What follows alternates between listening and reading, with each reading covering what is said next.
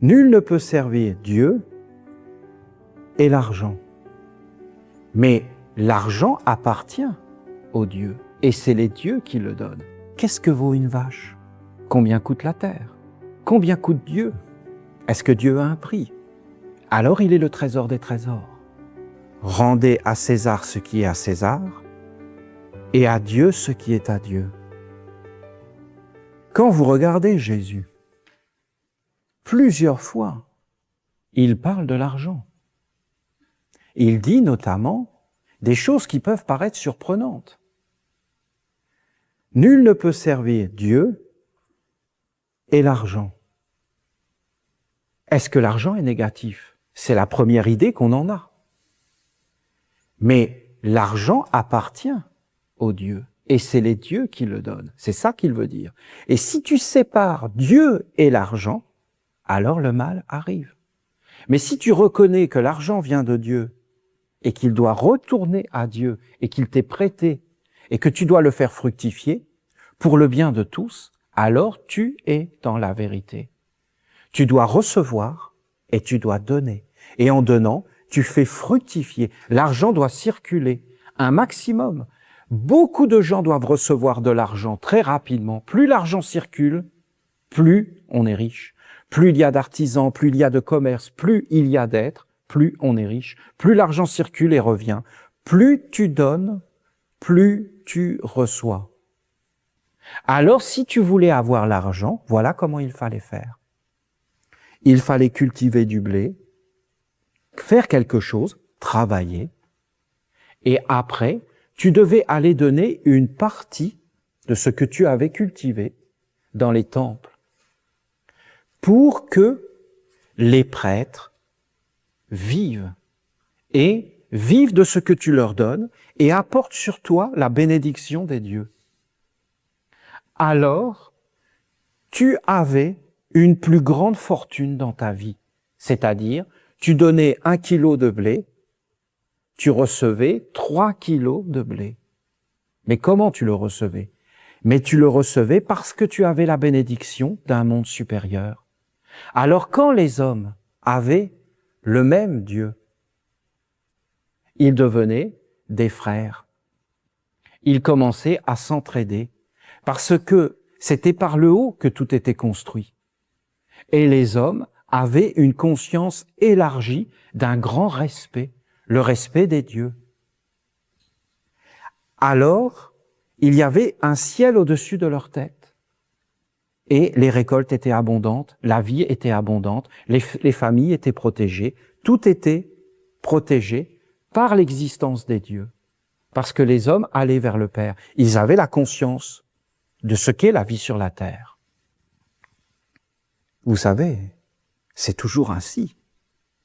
Simplement, le Père, les dieux, le temple, c'est plus le même, c'est tout. Ça s'appelle la bourse. La bourse est le temple moderne de l'argent. Une fois, il a raconté Jésus cette parabole. Un maître, c'est-à-dire Dieu, le monde divin, a donné de l'argent, des talents à certains de ses serviteurs. À un, il a donné 5 talents, à un autre, il a donné 3, à un autre, il a donné 1. Et il a dit, il donne cet argent. Et après, il est parti. Et quand il est revenu, à celui à qui il avait donné 5 talents d'or, celui-ci l'avait fait fructifier. Il l'a béni. Un autre l'avait fait fructifier, il l'a béni. Et l'autre, le dernier, lui a dit, « J'ai enterré ton argent parce que je te connais. Tu es un maître impitoyable, tu aimes faire des profits. Alors, je te redonne l'argent, je ne l'ai pas dépensé, je ne l'ai pas perdu. » Et celui-là, il n'est pas béni. Il n'a rien fait de sa vie. Il n'a pas fait fructifier l'argent. Il n'a pas fait fructifier ce qui lui avait été donné.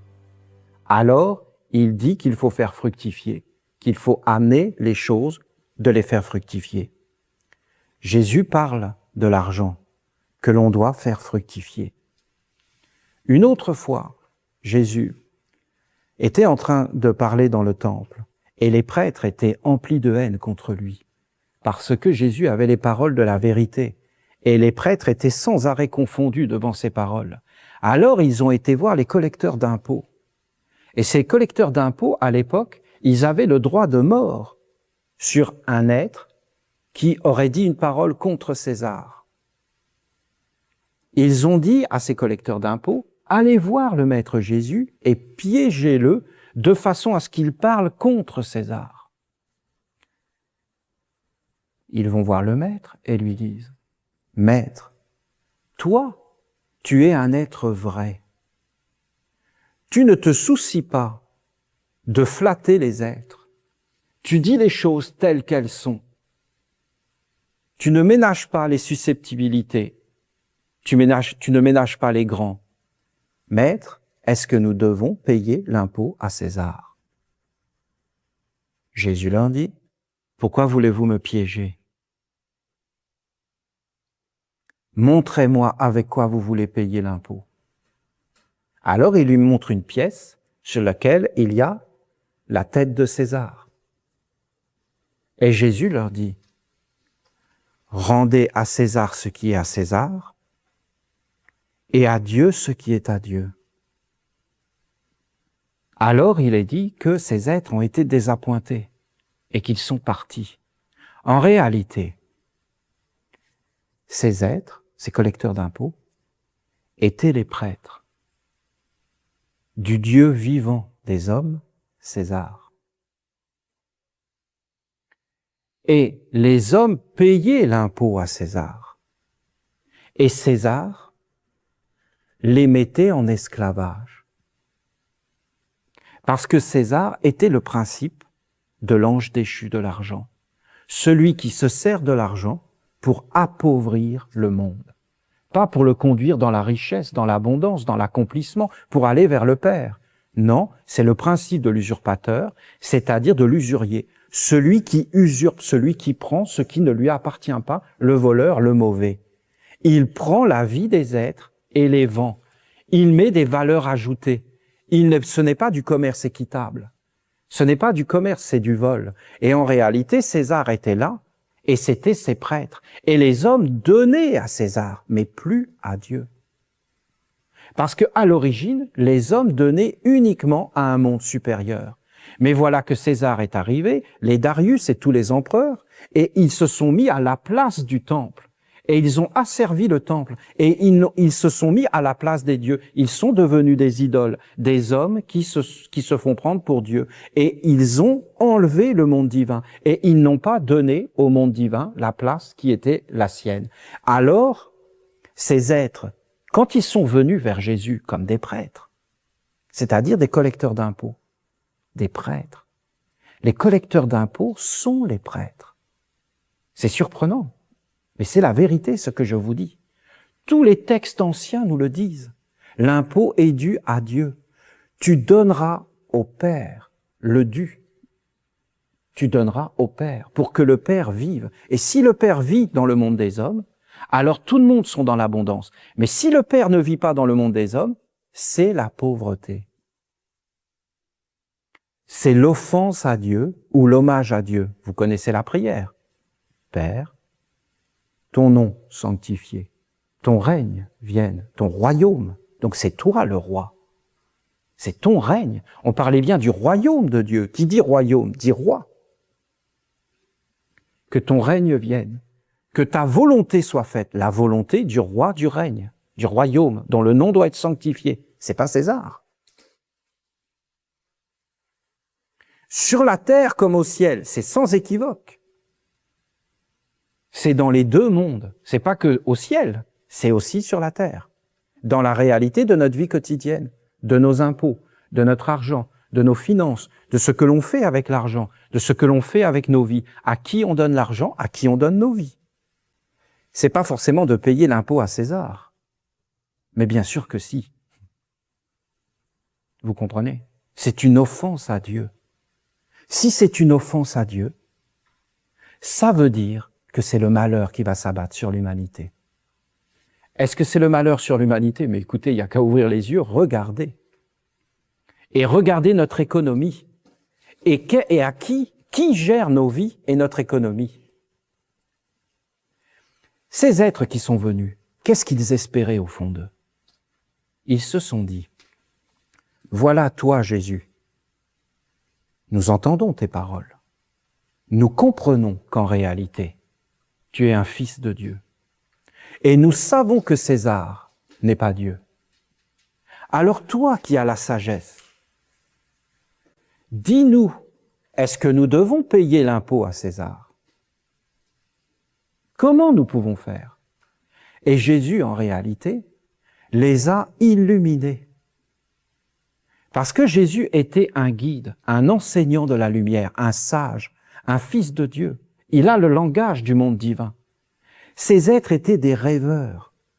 Ils pensaient que Dieu allait les sauver, que Dieu était pardon et amour, alors que Jésus les a condamnés éternellement en leur disant « Rendez à César ce qui est à César et à Dieu ce qui est à Dieu. » Mais vous avez mis quoi là?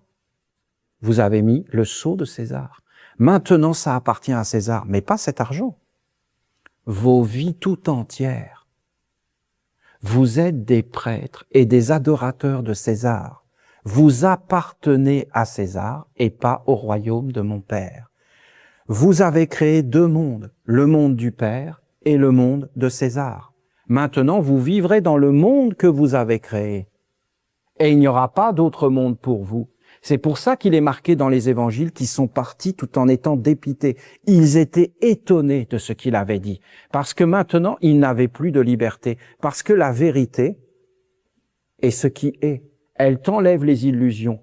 Même les illusions de liberté, c'est-à-dire les fausses croyances. Les croyances illusoires, qui fait que les hommes pensent qu'ils sont bons et qu'ils sont justes, alors qu'ils font n'importe quoi de leur vie.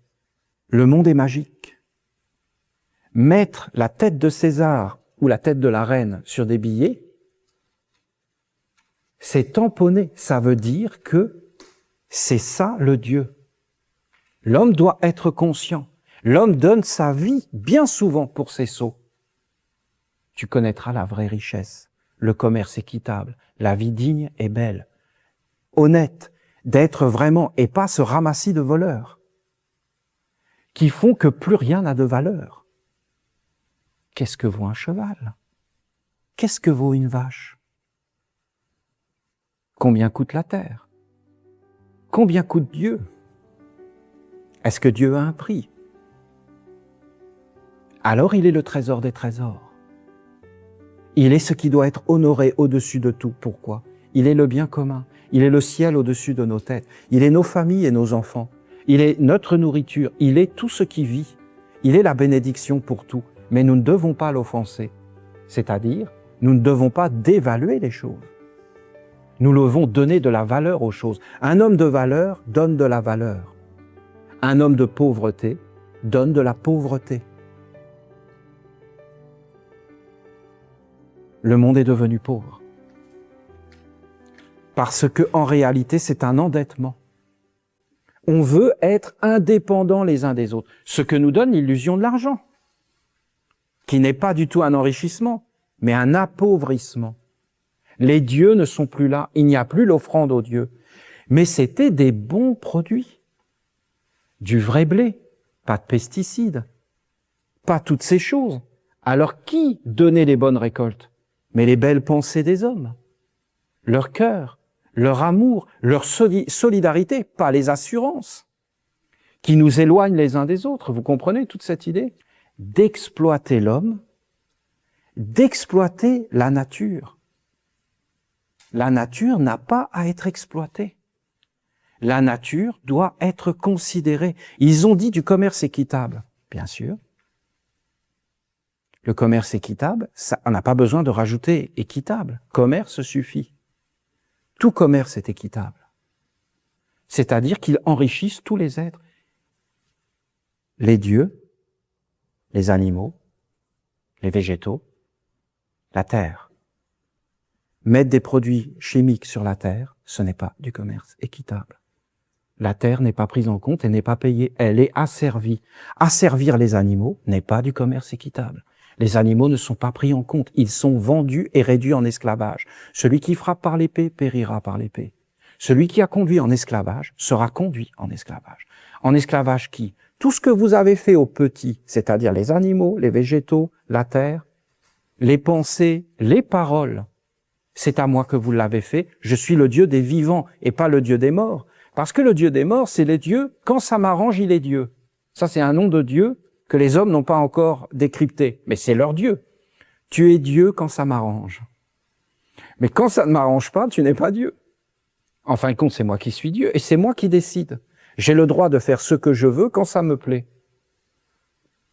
Je dis ce que je veux avec mes paroles, mais non, la parole est vivante. C'est le Dieu des vivants, pas le Dieu des morts. La pensée est vivante. Les animaux sont vivants et ont le droit au respect au nom du Père. Allez vers le Père et le Père vous parlera et vous dira ce que vous devez faire. C'était d'aller vers les prêtres et vers la religion qui donnait la vraie richesse et l'ennoblissement. C'est toute une façon de voir le monde. Parce que ce serait la belle affaire de dire tout ce qui est spirituel doit être pur et donc sans argent. Ça veut dire que l'argent est impur. Mais qui a rendu l'argent impur? Mais justement les êtres qui veulent nous conduire en esclavage. Parce que aller vivre sans argent aujourd'hui, comment on fait? C'est bien la preuve qu'en réalité, nous devons guérir l'argent pour nous guérir nous-mêmes, c'est-à-dire nos relations. Et d'ailleurs, bien souvent, nos relations aujourd'hui sont déterminées par l'argent. Nous devons donc donner à l'argent une valeur belle et grande, et ainsi notre vie sera belle. Tout travail doit être fait avec honneur. Moi, je me rappelle de ce paysan qui vivait à côté de chez moi, et Dieu sait que les paysans, c'est un métier qui est noble. Et d'ailleurs, tout métier est noble à la base. Les hommes ne doivent pas travailler pour gagner de l'argent. Ils doivent travailler parce que c'est la noblesse. Les hommes ne doivent pas offrir leur vie à César. Les gens doivent offrir leur vie à un monde supérieur. Vous ne trouvez pas ça indigne et dégradant de mettre un homme et de lui dire « tu travailleras pour gagner de l'argent ». Mais c'est ignoble comme pensée. Tu travailleras pour honorer tout ce qui est beau et vrai dans la vie. Et tu gagneras de l'argent parce que l'argent est un moyen d'échange. Et l'argent est beau. Et nous ferons fructifier l'argent. Nous ne le dévaluerons pas. Nous prendrons soin de l'argent, de la valeur des choses. Dites-moi la valeur d'une vache. Dites-moi la valeur d'une vache. Ça n'a pas de valeur. C'est une créature incroyable. Aucun homme n'est capable de créer une vache. Nous n'avons donc rien à dire. Il doit y avoir un grand respect. Ça, c'est une parole de prêtre. C'est pas une parole de la bourse. De ces êtres qui ne respectent rien et qui mettent des valeurs sur toute chose et qui s'emparent de ces choses dans l'esprit et dans la magie. Et à partir du moment où on est avec eux et qu'on pense comme eux, on est asservi et dégradé. Et après, on te dit, c'est une dette. C'est une dette. Tu t'es endetté. Ces choses ne t'appartiennent pas. C'était ce qu'a voulu dire Jésus. Et voilà que le Maître, c'est-à-dire Dieu, a donné de l'argent. 5 talents à un, 3 talents à un autre, 1 talent. C'est-à-dire quoi? Mais la vie. L'argent, c'est toi. C'est ton corps. C'est tout. C'est ce que Dieu t'a donné, ta vie. Ce qui a de la valeur en toi. Combien tu vaux? Est-ce qu'on peut le chiffrer? Vous voyez bien que ça devient absurde. Jésus lui-même a dit, « Père, que ta volonté soit faite, et non la mienne. » Et il a donné sa vie au Père. Pourquoi il a fait ça? Parce que c'était un sage et un être d'une intelligence supérieure. Il a montré ce que nous devions faire. Nous devons donner notre vie à une intelligence supérieure, mais pas à une intelligence inférieure. Ça va même sur l'argent, comment tu le gagnes, et qu'est-ce que tu fais avec, et à qui tu le donnes. On n'est pas habitué à réfléchir à ça. Qu'est-ce que tu dois faire de l'argent? On doit le donner au Dieu. Et faites l'essai. Prenez une phrase, prenez un problème dans votre vie, prenez quelque chose. Et pendant 12 jours, le soir avant de vous coucher, faites une prière et donnez cette chose au Dieu avant de vous coucher. Et quand vous vous endormez, vous gardez cette chose avec ce sentiment de la donner à un monde supérieur. Et quand vous vous réveillez le matin, vous écoutez à l'intérieur de vous, et toute la journée, et vous verrez que si vous avez donné quelque chose à un monde supérieur, il vous le rendra multiplié. L'enseignement du Christ est grand. Il est grand par lui-même, au-delà des églises. Il est par lui-même une vérité que tous les hommes peuvent reconnaître. C'est universel, de quelque religion qu'on soit. Il y a un message de grand là-dedans et qui nous montrait beaucoup de secrets de la vie et une grande sagesse. D'ailleurs, je n'ai fait qu'interpréter l'enseignement du Christ devant vous. Si vous regardez bien, je n'ai fait que ça. J'ai pris ces paroles et je les ai appliquées au monde moderne. L'argent, le travail, le commerce, la dignité, la beauté dans nos pensées, dans nos cœurs. Nous ne devons pas être asservis, nous devons être éveillés. Nous ne devons pas nous laisser faire par la peur, par toutes ces choses. Nous ne devons pas nous laisser guider, mais nous devons voir et avancer. Bien sûr que demain, si nous créons des activités économiques, si nous pouvons donner du travail, si nous pouvons vivre dans tout cela, si nous faisons ce que nous avons à faire d'une façon juste, nous serons bénis par un monde supérieur, toutes les portes s'ouvriront. Et une autre façon de vivre sur la terre sera possible. Est-ce que les hommes le veulent? C'est la seule question.